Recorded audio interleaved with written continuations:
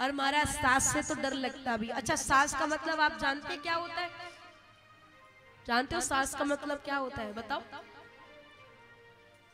बोलो, कहीं होवे सास रो मतलब नहीं मालूम? मैं बताऊं, सास का मतलब होता है जिसके आने से, जिसके बोलने से बहू की सांस ही रुक जाए, वो होती है सास, है ना? वही होती है क्या? नहीं, वो नहीं होती है। और कहीं की होती होगी तो मालूम नहीं, पर रानीगंज की तो एक भी नहीं है महाराज। बोलो राधे राधे। एक तो आप लोगों की तारीफ करियो, जितनी माताएं बहनें बुजुर्ग लोग यहाँ बैठी हैं, जितनी सास बैठी हैं, और फिर भी राधे राधे जोर से नहीं बोला जा रहा है। जोर से कहिए, और थोड़ा जोर से राधे राधे। हाँ, ऐसे। और देखो महाराज, एक बात और भी बता दूं, अगर बहू से काम लेना है ना, तो बहू की तारीफ भी करनी पड़ती है। करते रहा करो, सब कुछ अच्छा रहेगा। क्योंकि कहते हैं जब सारा काम होने से मिल रहा है तो तारीफ करने में कुछ जा नहीं रहा है। कर दो दो मीठी बातें, क्या जाएगा। यहाँ सभी सासों ने कहा अपनी अपनी बहुओं से, बोले काम करो, तुम ही जाओ शिकायत करने के लिए। सभी गोपियां गई, मैया मैया तेरे लाला की आज शिकायत करने आई है। मैया ने कहा करो है मेरे लाला ने जो शिकायत करो। बोले मैया तेरे लाला ने हमारे घर में आए कि चोरियां करी है। भैया बोली मेरो लाला चोरी? काय की चोरी? बोले माखन की चोरी। भैया बोली अरे कन्हैया, अरे हमारे घर में इतना माखन है, माखन को टोटो नहीं, फिर भी तू माखन की चोरी करी। बोले मैया मोए ना ऐसे माखन प्रिय नहीं लगे, मुझे तो वो चोरी वालों ही माखन बढ़िया लगे। क्यों अच्छा लगता है आपको मालूम है? इसलिए अच्छा लगता है क्योंकि भक्तों का मन होता है, हर गोपी का मन था कि कन्हैया हमारे घर में भी आके माखन चुराए। सबके भाग्य यशोदा जैसे नहीं है कि कन्हैया सबकी गोद में बैठकर खाएं, सबके घर में जाकर रहे। इसलिए कन्हैया ने एक नियम बनाया कि मैं इनके यहाँ चोरी के माध्यम से जाऊंगा और इनके घर में माखन खाकर आऊंगा, इनका भाव पूरा हो जाए। बोलो भक्तवत्सल भगवान की जय। एक ही चोर है जिसे लोग अपने घर में न्योता दे के बुलाते हैं। बुलाते हैं कि नहीं?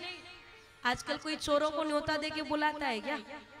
कोई नहीं बुलाता है, पर वहां बुलाए जाते थे महाराज। एक गोपी बोली मेरी बात सुन, मैया तेरो लाला बहुत परेशान करे। बोले कहा करे? बोले हमारी गैयान के बछड़ान को खोल दे। और मैया बछड़ान को तो खोले सो खोले, हमारी गैयान के बछड़ान को खोलने के बाद हमारे बालकन से के भैया तुम दूध फूद मत पियो, एक काम करो चलो चोरी करवे चल रहे, हमारे बालकन ने चोरी करवो सिखावे।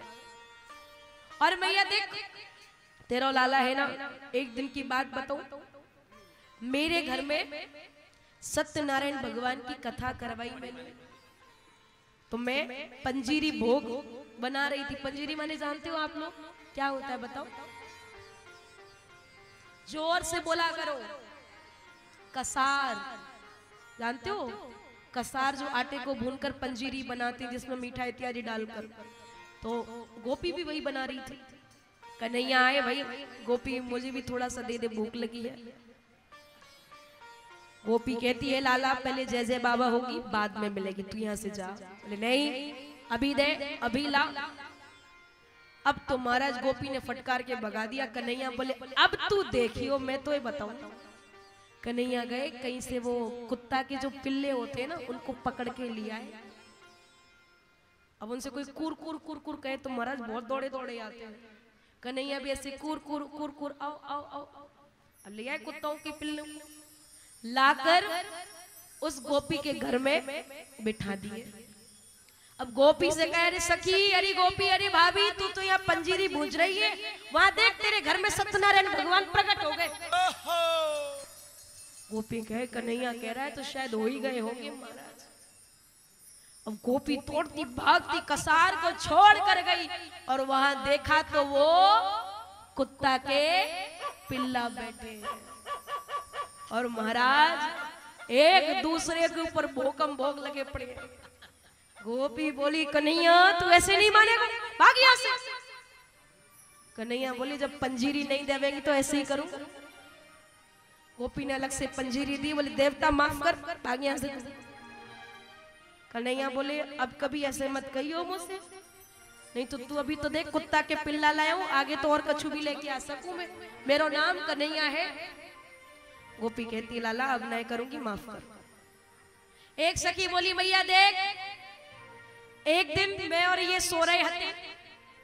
अच्छा ब्रजभाषा वाकई में अच्छे से समझ में आ रही है कि सर के ऊपर से उड़ रही है?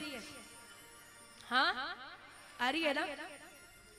गोपी बोली भैया एक दिन मैं और ये सो रहे थे, तेरो लाला आयो और मेरी चोटी को इनकी दाढ़ी से बांध के चलो गए। अब सुबह सुबह उठे, अब मैया मैं भी उठूं तो वो भी उठे, और वो सोए तो मैं भी सो। अलग अलग खटिया पे फिर भी हमारी चोटियों को उनकी दाढ़ी से बांध गया। अब मैया मोए लगे कि कहीं कोई ने मेरी चोटी तो नहीं पकड़ ली। अब वो कह रहे मोए छोड़, मैं भी कहूं अरे मोए छोड़ो। अरे महाराज मैंने मैया पीछे मुड़ के देखो तो उनकी दाढ़ी से मेरी चोटी बंधी पड़ी है। मैया बोली कन्हैया तू ऐसी बातें करे?